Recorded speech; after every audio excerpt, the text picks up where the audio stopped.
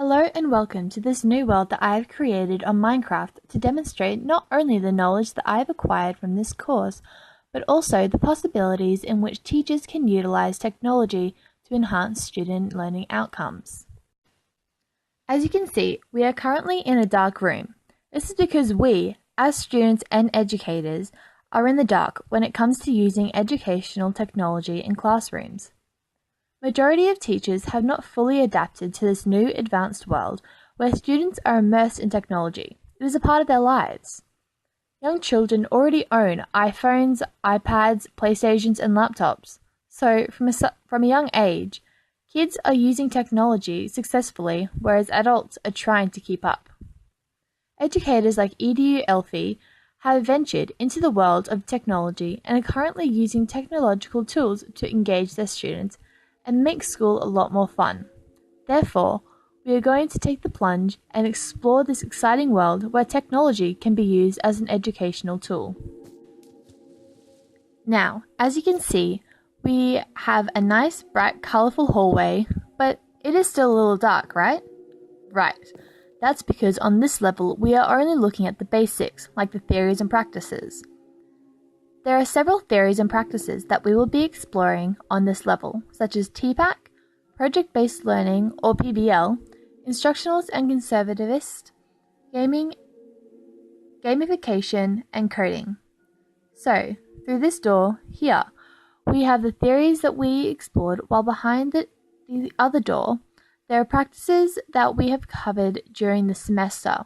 First, let's go through the theories door. And the first thing that we see is a chest with a sign above it saying TPAC. TPAC stands for Technology, Pedagogy, and Content Knowledge. By combining the knowledge of the three areas, teachers can truly engage their students and create a school environment that not only allows students to grow, but also to expand upon concepts and ideas. The technology area involves the use of software, platforms, and technological tools that teachers can implement in their lessons. The pedagogy area involves strategies and the methods teachers can utilize when incorporating technology into their lesson plans. The content area involves concepts and skills based on the Australian curriculum that are taught to students. However, most technologies are designed for entertainment purposes, not for educational, which is why, as teachers, we need to find a creative way to repurpose an ordinary technology into an educational technology. There is a simple model that allows educators to infuse technology into teaching and learning, called SAMR. In this theory, the SAMR model stands for substitution, augmentation, modification, and redefinition.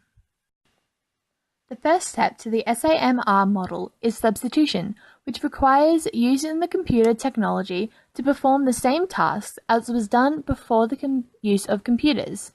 For example, ebooks are used instead of books.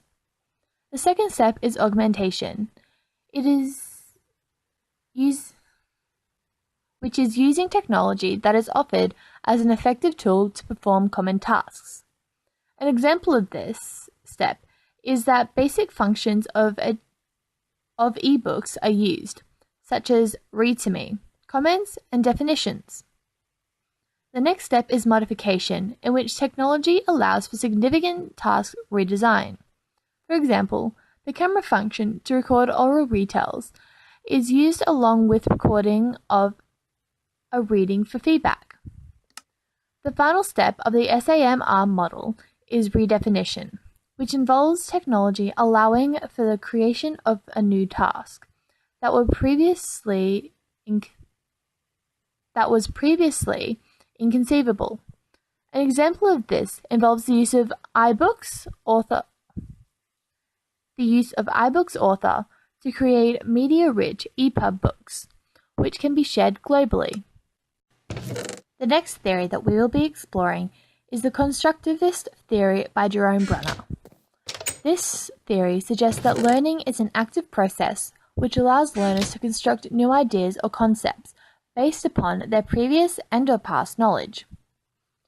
Students are able to select and transform information, construct hypotheses, and make decisions while relying on a cognitive structure to do so. In regards to instruction, the instructor should try and encourage students to discover principles by themselves, and should engage in an active discussion with their students. Bronner has stated that a theory of instruction should address four major aspects: predisposition towards learning, the ways in which a body of knowledge can be structured so that it can be most readily grasped by the learner, the most effective sequences in which to present material, and the nature and pacing of rewards and punishments. When applying this theory to pedagogical practices with ICT, an instructional approach to teaching divides the learning activities into smaller units, with the use of positive and negative feedback for corrections, whereas a constructional or conjectural approach to teaching enables students to manipulate ideas and hypotheses to develop knowledge. Now that we have finished in the theories room, let's go across the hallway to the practices room. As you can see, we have 4 chests in this room that contains information about the topics that we need in order to integrate technology into classroom learning. As you can see, we have a chest for gamification, project-based learning, and coding. All 3 of these practices can be used to engage students and create a more exciting and beneficial environment for students.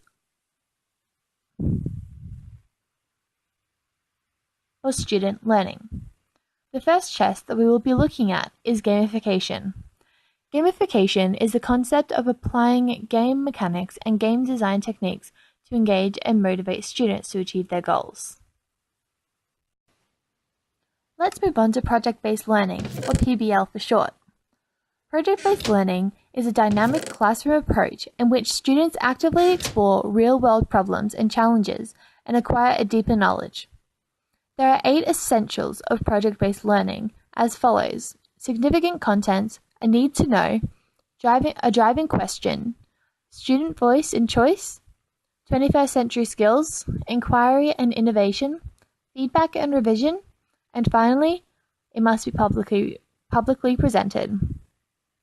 These 8 essentials can be expanded to be meaningful and fulfill educational purposes, have a compelling and engaging project, provocative, open-minded, and complex questions that are relevant to the core focus. It also must give students freedom, which makes them feel in control. Also, project-based learning must involve collaboration, communication, critical thinking, creativity, and use of technology, as well as it must follow a trial that begins with student questions. And also, students must learn that one's first attempts don't result in high quality. The final test that we will be looking into is the coding chest.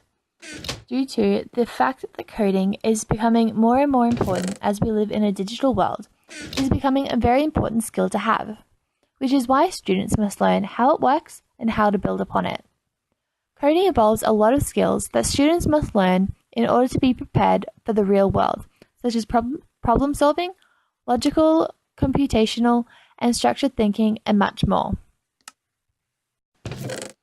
Now that we have finished with the basics, it is time to take a deeper look by literally going deeper.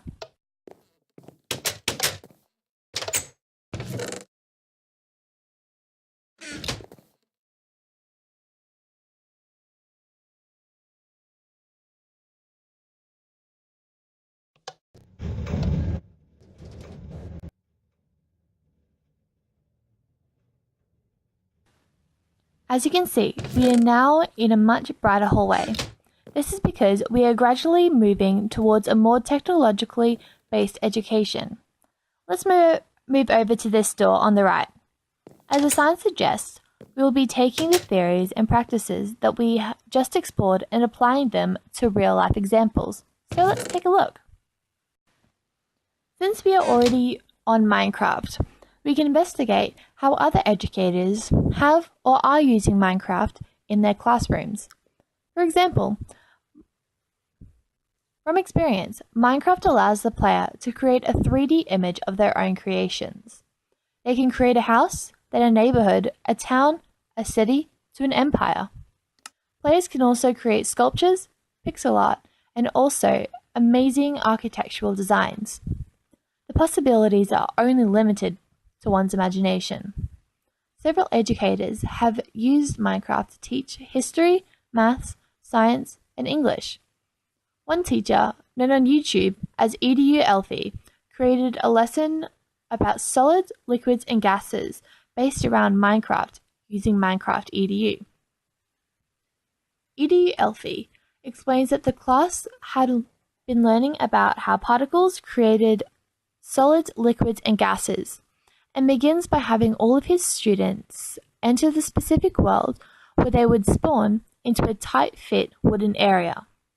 The teacher told the students that they were all particles and asked them what state of matter they thought they were, to which they replied with solid. Then he asked them why they thought that. After this, the teacher asked them what would happen if he applied heat, to which they replied the solid would melt. The teacher states that now they have more room to move and asked what state of matter they are in now. After the students replied with the correct answer, the teacher asks the students what happens when they apply further heat, which resulted in gas. After the lesson is completed, students are then told they were free to do as they'd like. Now that we have to go through to the technology room, where we will be analysing the use of technology as an effective tool in education, in this example. When analysing the use of technology, in this example, we must take into consideration whether or not this was repurposing and if it was the right tool for the task.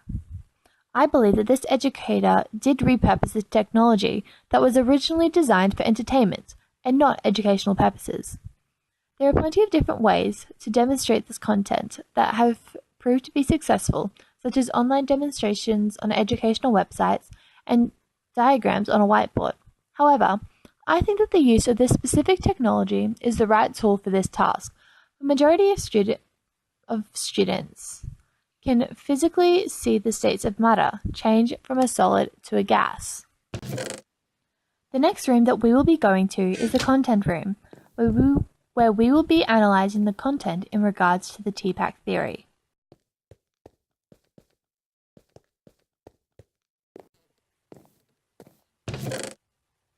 As we already know, the content area in TPACK is about concepts and skills that students are required to learn. Clearly, the content that the students were learning about was the states of matter and how when heat is applied to the matter, it changes its state. So, let's move on to the pedagogy room. When analysing the pedagogy of this example, we must consider whether it was instructional or constructivist, and whether it was teacher-directed or student-centered. I have come to the conclusion that this example was more instructional, as the teacher presented the activity to the students and allowed them to discover the key points of the lesson by themselves, and openly engaged in active discussions with his students.